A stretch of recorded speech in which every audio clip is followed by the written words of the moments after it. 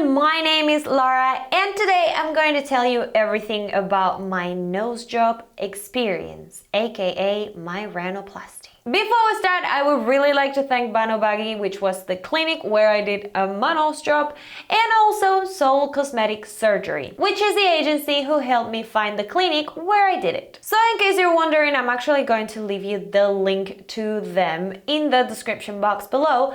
But I have to say, I really 100% recommend the service of Sólo Cosmetic Surgery. First of all, because they are certified by the government to be an agency, which means that they are licensed to be a medical tourism agency in Seoul. But also, they just help you with everything. They help you since the day you arrive in the airport till the day you leave the country. And they don't only help you with your surgery, they also help you with hotels, and even if you want to go shopping, they go shopping with you. But the best of all is that they are actually a huge support that you are actually going to need after the surgery. And also they have a huge variety of languages, so don't worry if you don't speak English or Korean, they probably have your language. But anyway, let's cut to the chase and start with my experience with my rhinoplasty.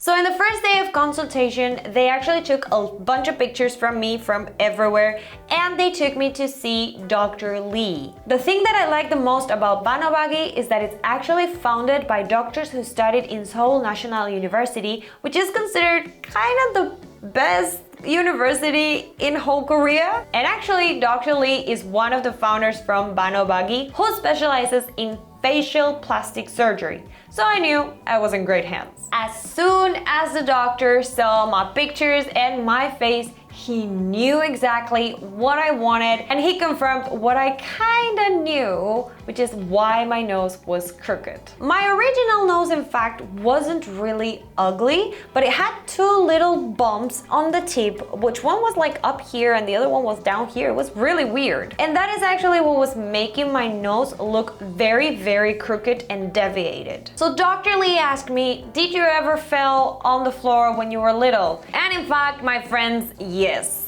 I was a very active child with a lot of energy, and I think around 3 or 4, I was going down the street with my parents and I don't know, I just felt like I had to run down the street and I was running and suddenly I ate the floor.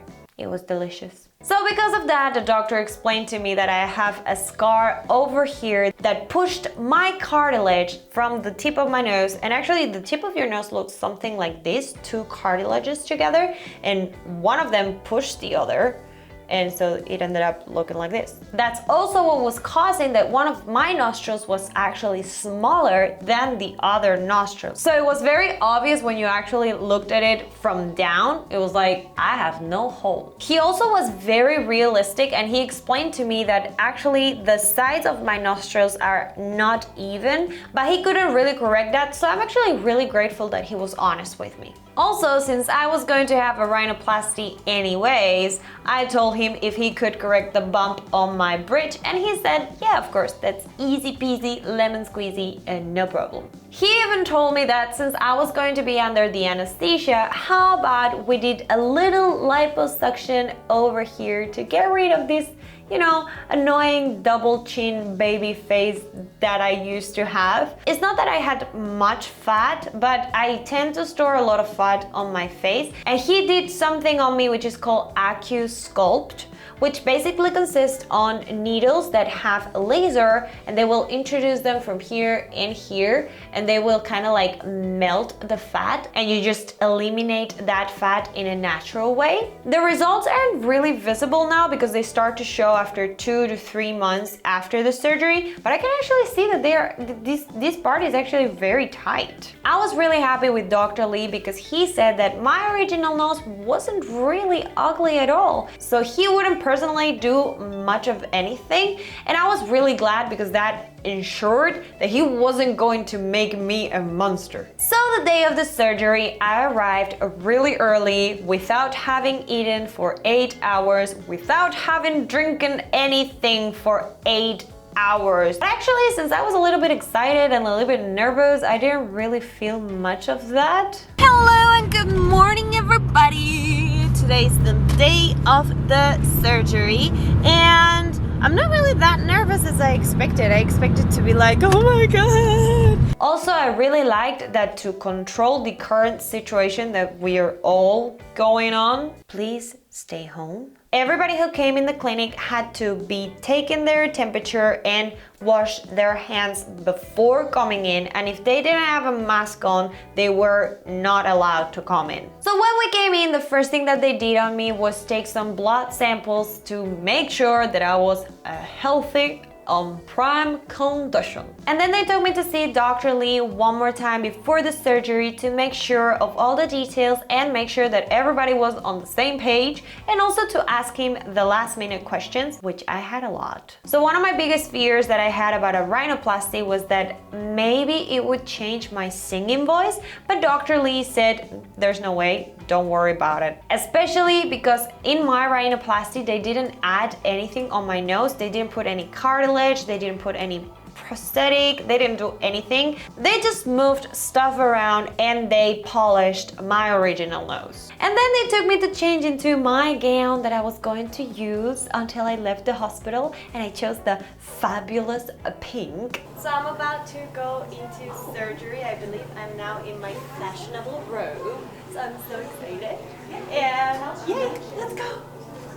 So after everything was done, I said bye to my husband and I went inside the surgery room. We couldn't record this because of privacy and health measurements, so sorry. But actually, the room was very cozy and it felt very homey and comfy. So the anesthesiologist started to talk to me when I laid down, and she was talking with me while she put the anesthetics. And actually, everybody was very surprised that I was speaking Korean. I remember that they asked me how I learned Korean. I really don't think I ever gave them an answer, because the next thing that I remember is just waking up a little bit chilly and a little bit dozed, like, whoa, where the hell am I? The cold was actually from the ice pack that I had on my eyes. So before they put me up in my room, they actually warned me, please, you have to know you bloated up pretty bad and you actually bruised up pretty bad, so don't get scared, you look a little bit like a monster. But also, this is something that I wanted to talk to you guys about. So before you do any surgery or before you do any kind of cosmetic treatment, especially on your face, you have to make sure that you have a strong mind and you have a really good support system. If you're gonna go under any procedure to solve your life problems or your sadness, it's really not going to work and it might make it even worse. It is true that there are people who get less bloated, who get less bruising, who even have very little to zero recovery time. But even if a procedure goes perfect and you get exactly what you wanted, changing your external appearance is not going to solve your life problems. And with this, I really don't mean that I don't have any complexes. I have 1,001 complexes. But I've actually learned to see them and not hate myself for them, because at the end of the day, we're people. We're never going to be perfect, even if we do all the possible surgeries that we can do in our bodies. So if you have the chance to change that thing that is making you more self-aware or a little bit uncomfortable about your body, sure, go for it. But really don't expect that to solve all your life problems, because it's probably not. Anyway, after all this speech, I want to introduce to you to my face after the surgery. So really, if you are very grossed out about like gore or bruising or bloated faces, I recommend you just skip this video. So I'm gonna give you a 3, a 2, and a 1. I warned you. Here it is. My poor wifey.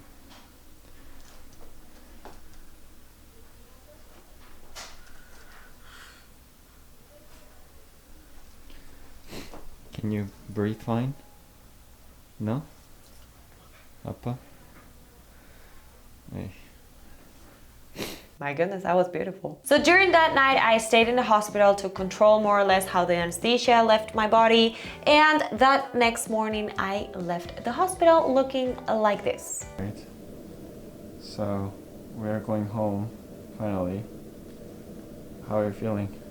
Like shit. I didn't expect expect my eyes to be so big. I can't see properly. Okay. I'm trying to smile here, okay? Okay. That's my smile. The 2 first days I bloated up pretty bad on my eyes. The problem came when it all came down to this area and it looked like I had put 1,000 cc's of fillers in my lips. I really looked pretty weird. I have to say, the nose itself really didn't hurt, but what I did feel for 3 to 4 days was like I had the worst cold in my life. You know, when you have a cold and you're like in bed and feeling horrible all over your body? That's what I was feeling for 3 to 4 days. It actually surprised me quite a lot because I had seen a lot of videos in YouTube from girls who got a rhinoplasty and they were like, no, it was fantastic. It was just a little bit uncomfortable, but I didn't experience any pain at all. Lies, all the lies. I mean, it is true, the nose doesn't hurt really at all, but it actually feels like you've been doing push-ups for 30 hours straight and you're just like dying after that. So after 5 days, they took out my cast.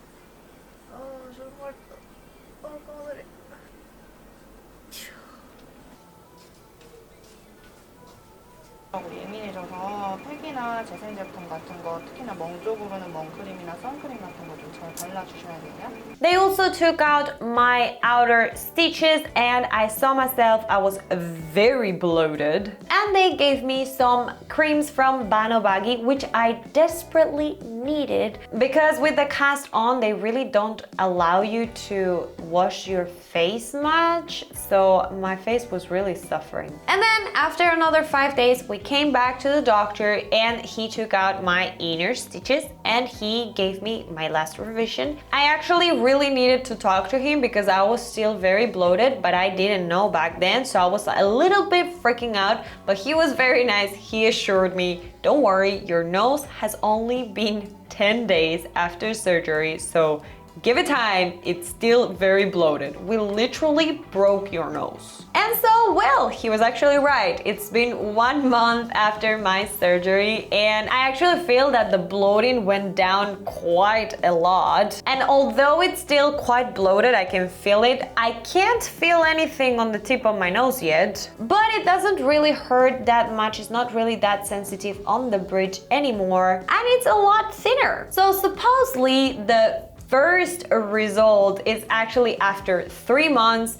and then the tip of the nose takes about 6 months to 1 year to actually show its final shape. So now it's just the waiting game. But I'm actually really happy and I'm starting to notice the results and on camera even more. So I really love it. So now for all you curious little monsters out there, I'm going to put you a transition of everyday pictures since the day that I did my surgery until today. So here it is.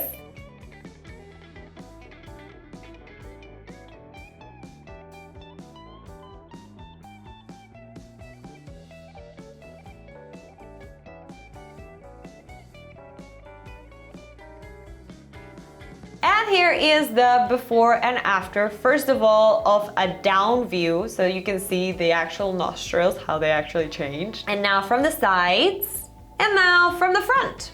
So there you got it, my experience on rhinoplasty. I actually have to thank BANOBAGI and Sólo Cosmetic Surgery again because they were an excellent team. They treated me amazing, so I couldn't be happier with them and I really recommend them to you. So if you have time, check the link in the description box below. Anyway, that was it for today. I hope you liked this video. If you did, please give it a big thumbs up and subscribe and ring the bell and see ya next time. Bye bye.